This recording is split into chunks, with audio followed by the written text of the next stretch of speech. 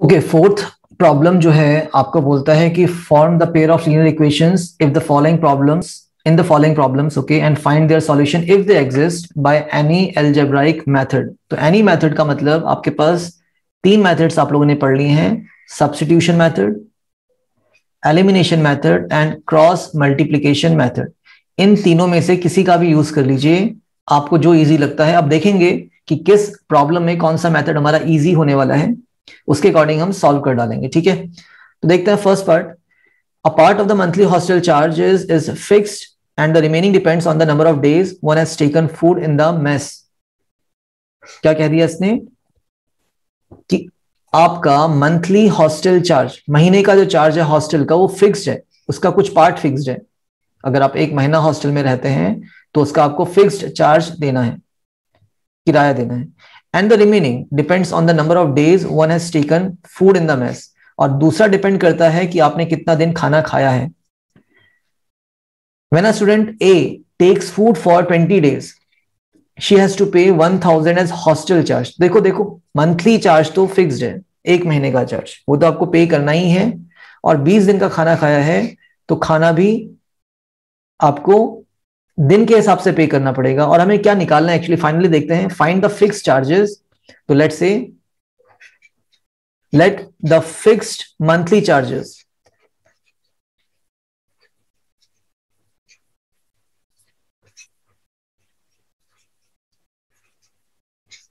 be rupees x। ठीक हो गया, फिक्स्ड मंथली चार्ज जो है आपका वो रुपीज एक्स है। एंड दूसरा चार्ज क्या है, cost of food per day, and the cost of food per day that is the mess charge. Okay, और मेस में क्या मान लेते हैं हम, रुपीज वाई मान लेते हैं। तो दो चार्जेस आपने अज्यूम कर लिए अपना, अब तो ज्यादा प्रॉब्लम होगी नहीं यहाँ पे।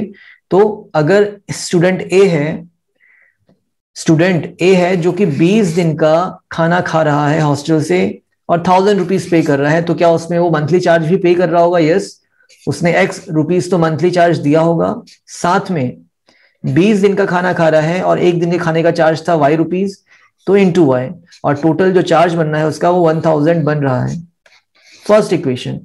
ऐसी दूसरी इक्वेशन, स्टूडेंट बी है who takes the food for 26 days, again वो भी आपका फिक्स्ड चार्ज देगा एक्स रुपीज, साथ में हर एक दिन का खाने का चार्ज वाई था, और कितने दिन खाना खाया है उसने, 26 days, तो 26 वाई, और द टोटल चार्ज उसने पे किया है 1180 रुपीज पे किया है। That is the second equation.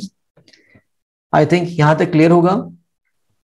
अब कौन सा मेथड यहाँ पे इजी पड़ने वाला है आप लोगों के लिए, तो देखिए यहाँ पे आपको डायरेक्टली एक्स एलिमिनेट होते हुए दिख रहा है। अगर हम क्या करें, यहाँ पे एलिमिनेशन मेथड लगाएं और सब्ट्रैक्ट कर दें, ऑन सब्ट्रैक्टिंग साइन चेंज होंगे, माइनस माइनस एंड माइनस, ठीक है, और सॉल्व कर डालेंगे इसको हम लोग।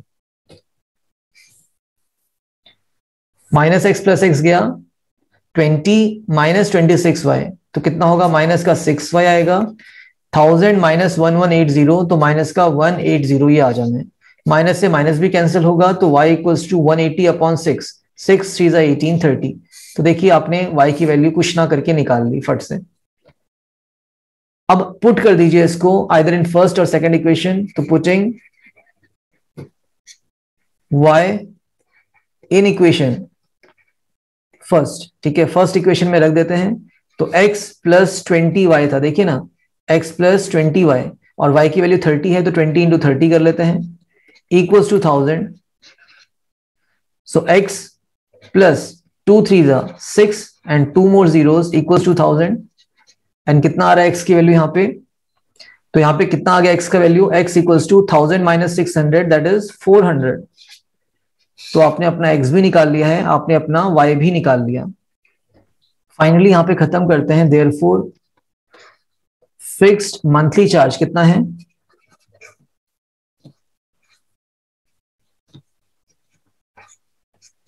x था ना, फिक्स मंथली चार्ज आपके पास x रुपीज था, और x की वैल्यू आपने कितना निकाला है, देखिए 400 रुपीज, तो 400 आपको मंथली चार्ज देना है। And cost of food per day in the mess है ना, चार्ज ऑफ द फूड या cost of the food per day,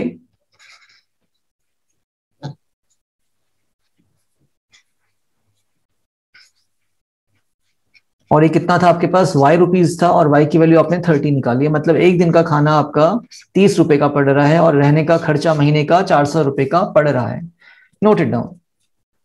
problem number second, a fraction becomes 1/3 when 1 is subtracted from the numerator. सिर्फ numerator में से कितना minus कर रहे हो, 1 माइनस कर रहे हो, तो फ्रैक्शन कितना बन रहा है, 1/3।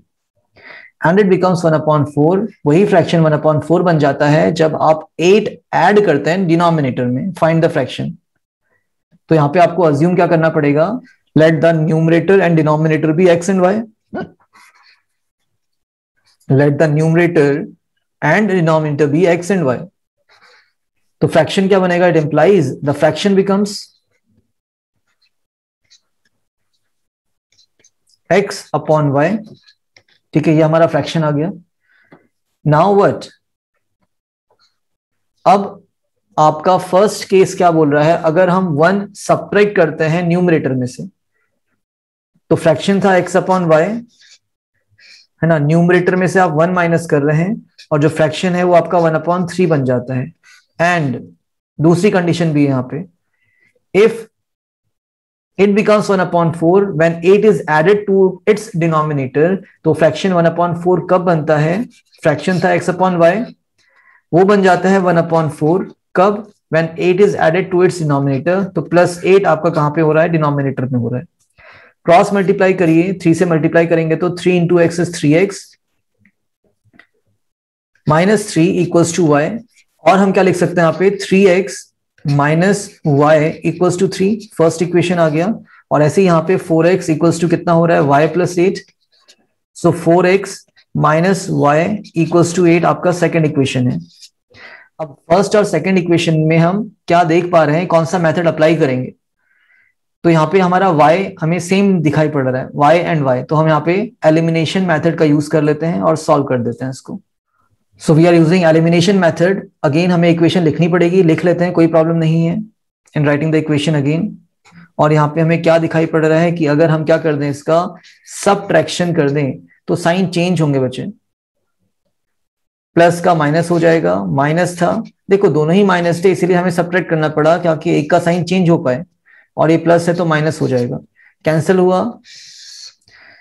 +3x - 4x will become -x, और यहाँ पे +3 - 8 will become -5। x sorry minus से माइनस कैंसिल करिए और x की वैल्यू कितनी आ गई, 5 आ गई। Direct answer. तो आपको ये पता होना चाहिए कि किस मेथड का आप यूज करने वाले हैं, और आंसर बहुत इजीली आप निकाल सकते हैं। इसका रिमेनिंग पार्ट यहीं पे कर लेते हैं। x की वैल्यू 5 आ गई तो हम बोलेंगे putting x = 5 in which equation, in equation first कर लीजिए, है ना। तो फर्स्ट इक्वेशन क्या था हमारे पास, 3 into x, ये रहा फर्स्ट इक्वेशन।